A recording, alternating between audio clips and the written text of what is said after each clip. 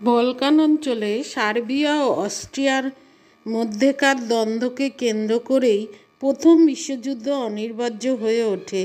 Austria Slav জাতি অধ্যুষিত Bosnia ও Herzegovina দখল করার পর থেকেই সেখানে স্বাধীন ঐক্যবদ্ধ স্লাভ রাষ্ট্র গঠনের আন্দোলন শুরু হয়েছিল।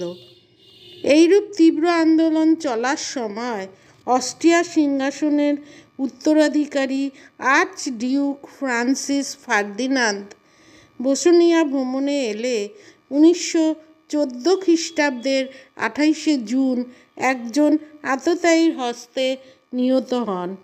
অস্ট্রিয়া সঙ্গে সঙ্গে এই হত্যাকাণ্ডের জন্য সার্বিয়াকে দায়ী করে একটি চরমপত্র পাঠায়।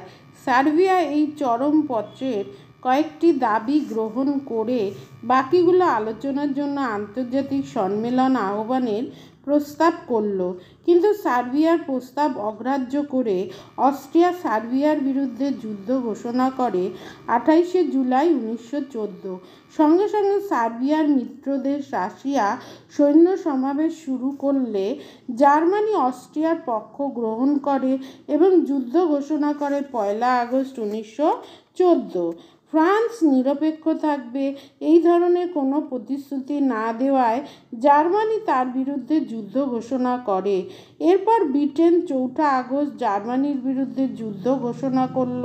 পরিশেষে তুরস্ক, মার্কিন যুক্তরাষ্ট্র, চীন, জাপান প্রভৃতি অ-ইউরোপীয় দেশ যুদ্ধে দুই বিবদমান পক্ষে যোগদান করলে যুদ্ধের পরিধি সমগ্র বিশ্বে প্রসার লাভ করল এবং একটি বিশ্বযুদ্ধের চরিত্র ধারণ করল। আজ আসি, দেখা হচ্ছে পরবর্তী ভিডিওতে।